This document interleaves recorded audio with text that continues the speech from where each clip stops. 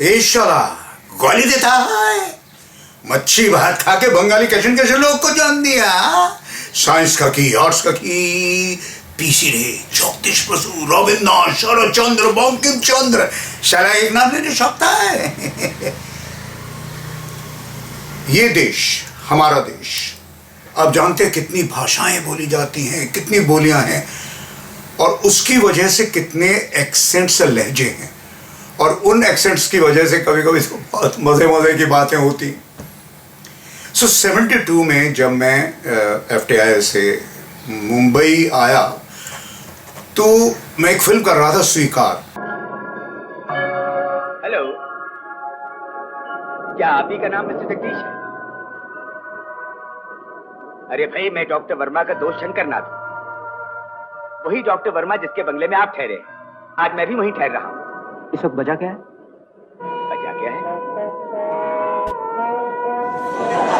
तो उसके लिए दिलीप रंजन मुखर्जी को बुलाया गया था। वो ऋत्विक घटक के कैमरामैन थे।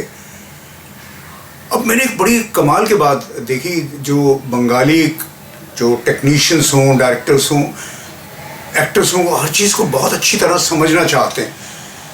तो मेरे दोस्त महेंद्र संधू उसमें एक फिलॉसफी के प्रोफेसर का रोल कर रहे थे। तो हर डायलॉग को वो पूछते थे दिलीप रंजन मुखर्जी के, मतलब इसके मायने क्या हैं, और वो क्यों जानना चाहते थे। खैर, उनका एक शेर था कि तुम्हारा कसूर था ना हमारा कसूर था, किस्मत में जो लिखा था होना जरूर था। मेरा कसूर था ना तुम्हारा कसूर था, किस्मत में जो लिखा था वो होना जरूर था। तो महेंद्र संधू ने जब ये शॉट दिया तो इन्होंने मतलब पूछा, उन्हें बहुत पसंद आ गया, और फिर जो उसका रूप बिगाड़ा उन्होंने, लेकिन हर जगह ये शेर चिपका देते थे और बोलते थे तुम्हारा कसूर नहीं है, हमारा कसूर नहीं है, किस्मत में जो लिखा होना जरूर है। कभी रीटेक हो गया, तुम्हारा कसूर नहीं है, हमारा कसूर नहीं है, किस्मत में जो लिखा होना जरूर है। फिल्म उतनी चली नहीं, 8 फिल्मों का दौर नहीं था। तो उन्होंने कहा कोई नहीं, तुम्हारा कसूर नहीं है, हमारा कसूर नहीं है, किस्मत में जो लिखा होना जरूर है। अब उस जमाने में ये बहुत था कि नथिंग सक्सीड्स लाइक सक्सेस, तो उन्हें कलकत्ता वापस जाना पड़ा। लेकिन अब जब भी आते हैं, अब तक ये हमारी परंपरा है ना, तो हम उनसे कुछ शेर सुनते हैं, वो उनका अपना रूप बना के हमें सुनाते हैं। लेकिन उससे पहले की बात मैं आपको बताता हूँ कि कलकत्ता में कैफी साहब, शबाना आजमी के अब्बाजान और बहुत बड़े अजीम शायर का जाना हुआ। तो इन्होंने उनसे कहा कि कैफी दा, अमा के एक शायर सुनाइए ना। तो कैफी दा ने कहा कि शायर देखो भाई, सुनाने की नहीं देखने की चीज होती है, मुझे देख लो। बोले नहीं, समझा नहीं, तुम्हारा कसूर नहीं है, हमारा कसूर नहीं है, किस्मत में जो लिखा होना जरूर है, यही रोकम। तो वो समझ गई शेर सुनना चाहता है। अब उन्होंने सोचा ये क्या, इसको मैं शेर सुनाऊं। तो कुछ पॉपुलर शेर उन्होंने सुनाने शुरू किए, और जो उन्होंने दिलीप रंजन मुखर्जी ने उसका रूप बिगाड़ा। उन्होंने कहा कि देखो, मजहब नहीं सिखाता आपस में बैर रखना।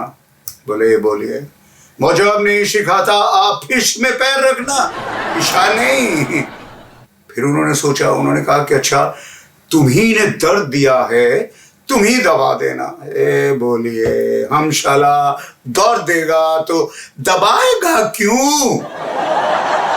फिर कैफी साहब ने सोचा, ऐसे मैं दुनिया का सबसे घटिया शेर सुनाता हूं, ये इसके पल्ले पड़ जाएगा। और वही हुआ, उन्होंने शेर सुनाया, हमारे जनाजे के पीछे सारा जमाना निकला, वो नहीं निकला जिसके पीछे हमारा जनाजा निकला। बोले ये तो शायर बड़े खुश, और आज तक ये शेर सुनाते हैं। और उनका रूप देखिए, हमारा जनाना के पीछे सारा जमाना निकला, उस शाला नहीं निकला जिसके पीछे हमारा जनाना निकला। हम कभी भी आते तो जो मैंने आपसे कहा, उन्हें शेर सुनाते, तो आप देखिए उनके अंदाज में। मैंने शेर सुनाया कि तुमसे अच्छी है तुम्हारी तस्वीर, तुमसे अच्छी है तुम्हारी तस्वीर। अरे बोलती नहीं है, देखती तो है। तुमसे भालो তোমরা तस्वीर। अरे बोले ना बोले, देखे तो। एक शेर है, उनके आने से जो आ जाती है चेहरे पे रौनक, वो समझते हैं बीमार का हाल अच्छा है। उनके आने से चेहरे की शो बढ़ गया। डॉक्टर मोशाय बोले कुछ हो ना। तो ये है हमारे दिलीप रंजन मुखर्जी, लेकिन उनका सबसे अच्छा, द बेस्ट ऑफ ऑल, मैं आपको सुनाता हूं। ध्यान से सुनिएगा। न गिला करता रहूं न शिकवा करता रहूं, न गिला करता रहूं न शिकवा करता रहूं, तुम सलामत रहो, याद रखिएगा, सलामत रहो, यही दुआ करता रहूं। न गीला करता रहो न सूखा करता रहूं, न गीला करता रहो न सूखा करता रहूं, तुम सलामत मत रहो, यही दुआ करता रहूं। चलिए इंडस्ट्री की बात करते हैं।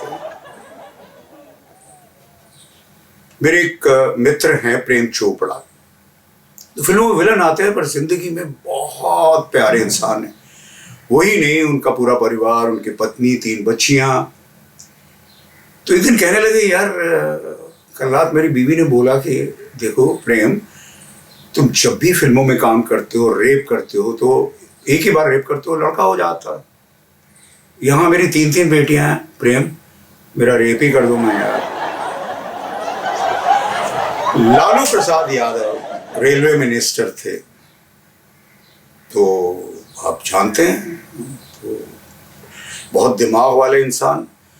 तो उन्होंने कहा जरा पता करो कि जब गाड़ियों के एक्सीडेंट होते हैं तो किस डब्बे में सबसे ज्यादा जान माल का नुकसान होता है। तो लोगों ने बताया आखिरी डब्बा। तो उन्होंने हुक्म दिया कि आज से गाड़ियों में आखिरी डब्बा नहीं लगाया जाएगा।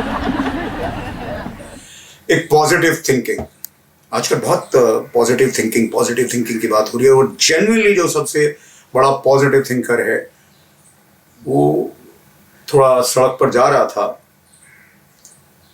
ऊपर से एक कबूतर ने बीट कर दिया उसके ऊपर, लेकिन वो बड़ा खुश था।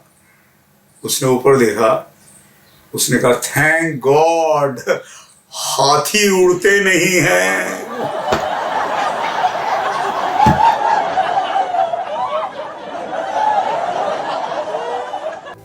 अगर आपको हमारे वीडियोस एंटरटेन करते और एजुकेट करते फ्री, तो like it, share it, comment it and subscribe it.